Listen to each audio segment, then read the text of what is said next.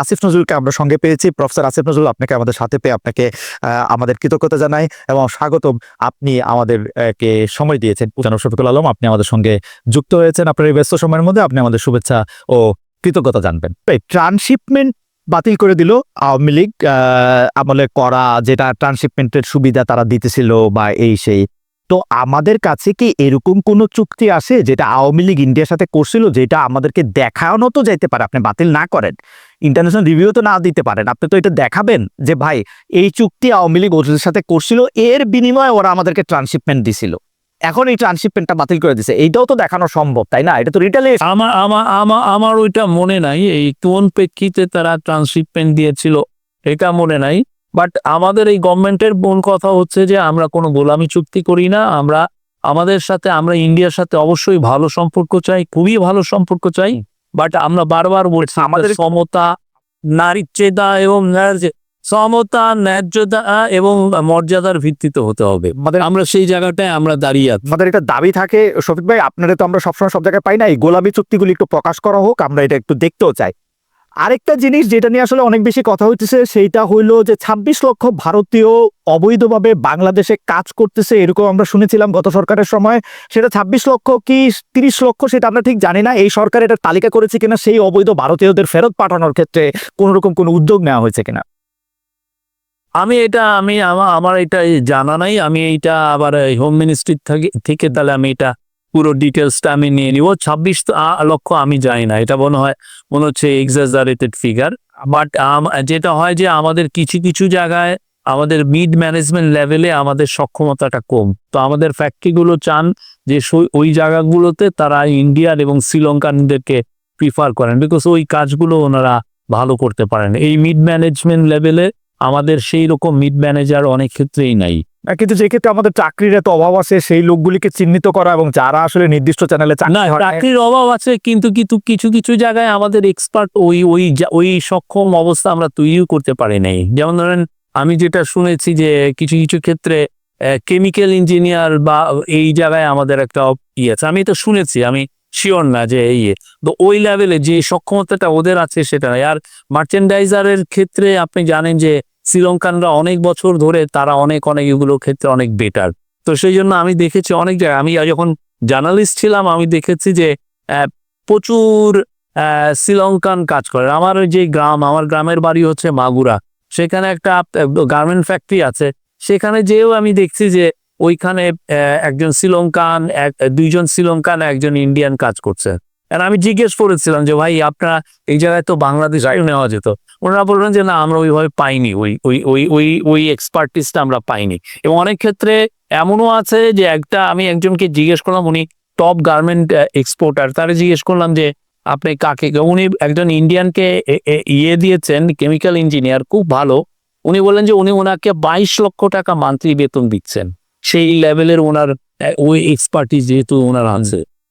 ওকে, শুনবে এইটা তো আসলে বাস্তবতা থেকে, কারণ কেউ তো আর সাইধা একটা বিদেশিকে চাকরি দেওয়ার অনেক ঝামেলা আছে, তাকে বেশি বেতন দিতে হয়, তাদের পোলাপানদের জন্য বড় স্কুলে পড়ালেখার ব্যবস্থা করতে হয়, এটা প্যাকেজটা আসলে অনেক বড়। সেটা আপনি ঠিকই বলছেন। ডক্টর মোহাম্মদ ইউনূসের সাথে যারা আছেন, যারা বাংলাদেশটা পরিচালনা করতেছেন, তারা বেশিরভাগই দ্বৈত নাগরিক। এটা জনাব খলিলুর রহমানকে নিয়ে কথা উঠেছে, অনেকে বলেছেন যে জনাব খলিলুর রহমান রদার রহমান নামে তিনি ফেসবুক পরিচালনা করেছেন। তিনি আসলে ভোট দিতে যাওয়ার সময় অনেকবার অনেক কথা বলেছেন। তিনি মার্কিন যুক্তরাষ্ট্রের নাগরিক, কানাডার নাগরিক বলা হচ্ছে একজন, আপনি জানেন কাকে কাকে। তারপরে এরকম আমার শিক্ষক আলী রিয়াজ স্যার, তিনি তিনি তিনি তিনি তো বাইডেন সাহেবকে ভোট দিতে যাওয়ার সময় তিনি স্ট্যাটাস দিয়েছেন, এটা আমারই মনে আছে।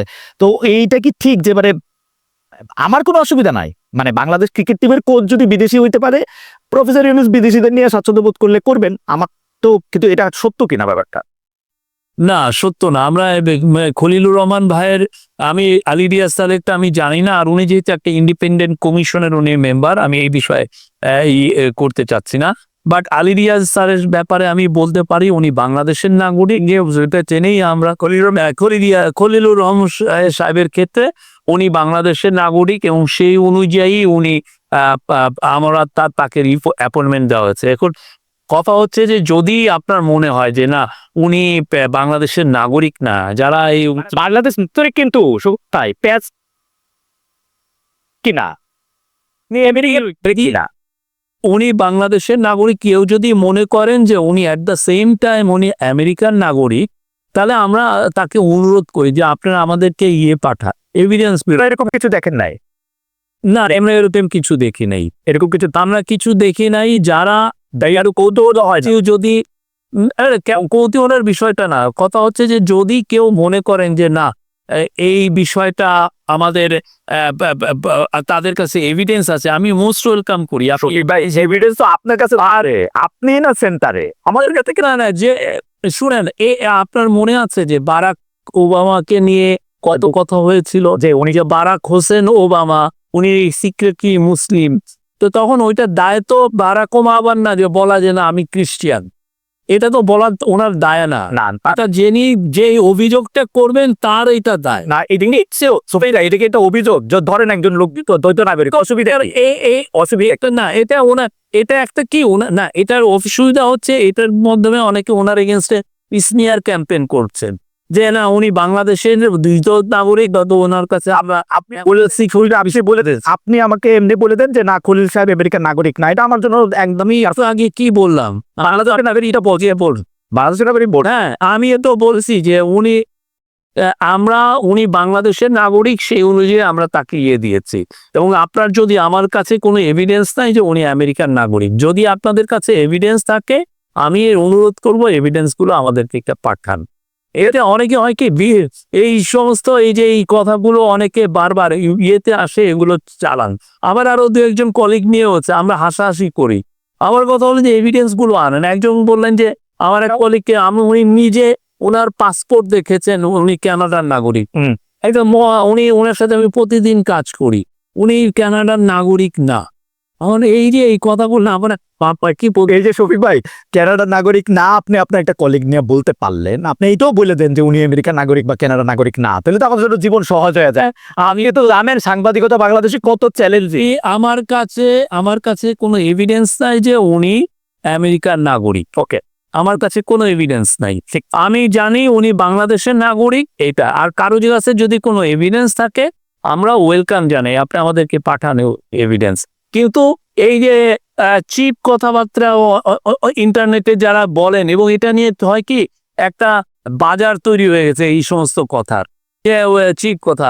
বাইরে যেটা হয় এইগুলো করলে অনেকে এগুলোর ক্ষেত্রে ডিফর্মেশন করে যে না আপনি আমার সামাজিক মর্যাদা হানি করেছেন। তো আমার মনে হয় যে এইগুলো বিষয়ে যারা বলছেন, আমরা এগুলো বাংলাদেশে তো অনেক ইনভেস্টিগেটিভ জার্নালিস্ট আছে, বিদেশেও আছে, তারা একটু দেখেন না, একটু সিরিয়াসলি ইনভেস্টিগেট করে দেখেন।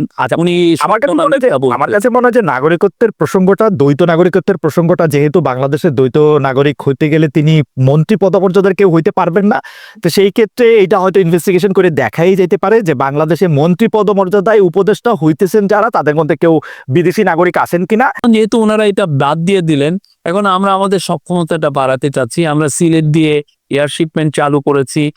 আপনারা দেখেছেন যে জেট ফুয়েলের দাম কমানো হয়েছে 16-17 টাকা পার লিটারে।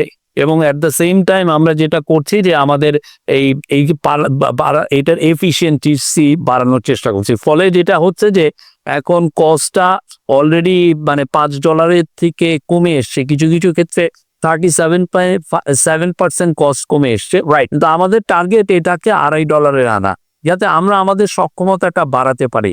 এটা আমাদের দরকার। আপনার মনে আছে 2014 সালে ইন্ডিয়ার মানে তরফ থেকে আগে আমাদের প্রচুর গরু আসতো, সেই গরুটা ওরা বন্ধ করে দিল যে কোনো গরু আসবে না। রাইট, কিন্তু আপনি দেখেন এরপরে বাংলাদেশে গরু খামারের একটা গরুর বিপ্লব হয়ে গেছে। বাংলাদেশে এখন 5 লক্ষ জব তৈরি হয়ে গেছে যা সেই গরু খামারকে কেন্দ্র করে। আমরা মনে করি যে এটা it could B A blessing in disguise, আমার যাতে সক্ষমতাটা বাড়ে। খুবই ভালো কথা বলছেন যে রিটালিয়েশন তো করা দরকার নাই, সক্ষমতা বাড়লে তো এটা খুবই ভালো কথা। কিন্তু আমরা শুনছিলাম যে ওই সরকারের সময় আওয়ামী লীগ সরকার অনেকগুলি, মানে যেটাকে আসলে খুব জনপ্রিয় ভাষায় বলা হইতো যে গোলামি চুক্তি, দেশ বেঁচে ফেলার চুক্তি, এরকম অনেকগুলি চুক্তি করছে।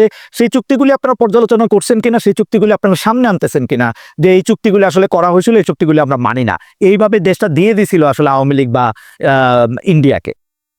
আমাদের এনার্জির বিষয়ে একটা কমিশন আছে, সেই এনার্জি কমিশন অনেকগুলো চুক্তি রিভিউ করছে, অনেকগুলো that I can say. But এই যে রিভিউ করা এই চুক্তিগুলো, ফানি থিং হচ্ছে যে অনেক ক্ষেত্রে আমাদের সেই সক্ষমতাটাও অনেক ঘাটতি আছে।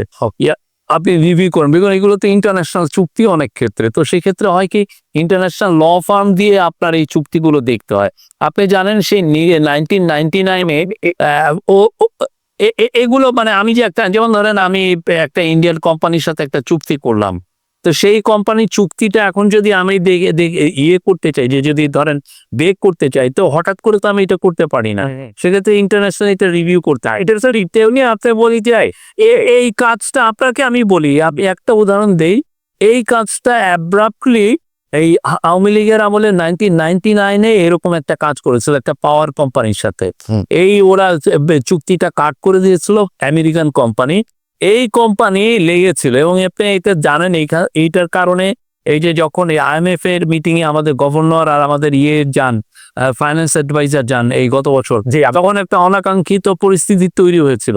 এখন আমাদের এইটাকে মিটাতে যে আমাদের ওই সেই শেখ হাসিনার আমলের একটা চুক্তি, যে উনার অপকর্মকে করতে যে আমাদের $20 মিলিয়ন দিতে হয়েছে আমাদের এইটা। তো আমরা এই জিনিসগুলো চুক্তি যাই হোক না কেন, আমরা ওগুলো তো অনেক কিছু এনার্জি রিলেটেড দিয়েতে আমরা জানি যে এক ধরনের কমিশন হয়েছে, তারা সবগুলো এনার্জি চুক্তিগুলোই দেখছে, অনেকগুলোই।